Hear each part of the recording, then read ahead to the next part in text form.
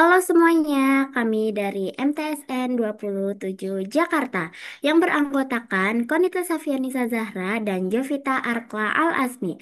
Dalam video ini akan membahas penelitian mengenai penurunan muka tanah di Jakarta dengan teknologi INSAR Sentinel-1 pada waktu pengamatan 2020 hingga 2024.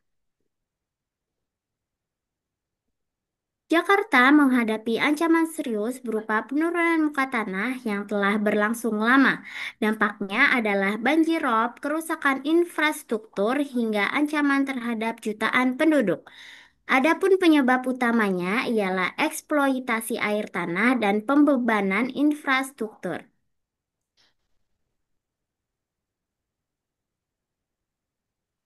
Penelitian ini menggunakan metode INSAR, yaitu metode penggabungan dua atau lebih citra SAR dari perekaman luar angkasa yang merekam area bumi yang sama pada waktu berbeda yang dapat menggambarkan penurunan muka tanah di Jakarta. Data yang digunakan bernama Citra Sentinel-1 dari tahun 2020 hingga 2024. Data tersebut diulang menggunakan software Snap, yaitu aplikasi pemrosesan citra Sentinel SAR. Hasil akhir dari pemrosesan dengan Snap yaitu besar penurunan muka tanah di Jakarta. Kemudian besar penurunan tersebut dilakukan layouting menggunakan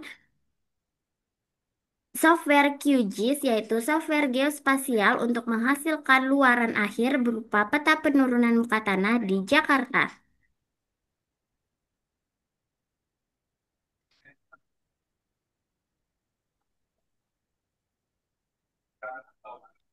Berikut merupakan peta penurunan muka tanah di Jakarta pada tahun pengamatan 2020 sampai 2024 beserta 10 titik penurunan yang terjadi.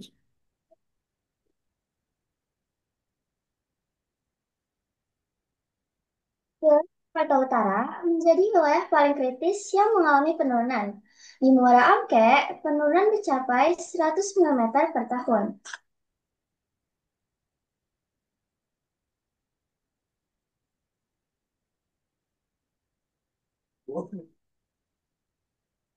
Wilayah Jakarta Barat, yaitu Kembangan, mengalami penurunan 15 mm per tahun akibat padatnya pembangunan dan penggunaan air tanah. Di wilayah Jakarta Timur, penurunan muka tanah bervariasi sebesar 15 hingga 20 mm per tahun. Halim dan Cibubur adalah titik paling terdampak. Di wilayah Jakarta Selatan, laju penurunan lebih rendah, yaitu sekitar 9 sampai 15 mm per tahun.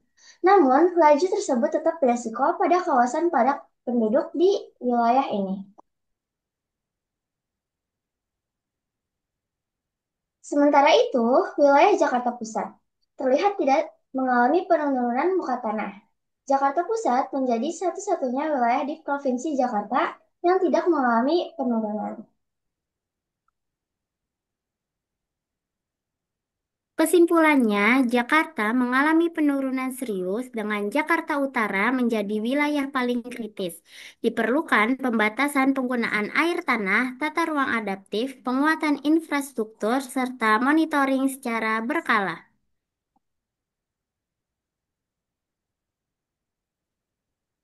Demikian penelitian tentang penurunan muka tanah di Jakarta. Semoga hasil penelitian ini dapat menjadi dasar mitigasi dan pembangunan berkelanjutan di wilayah Jakarta. Terima kasih.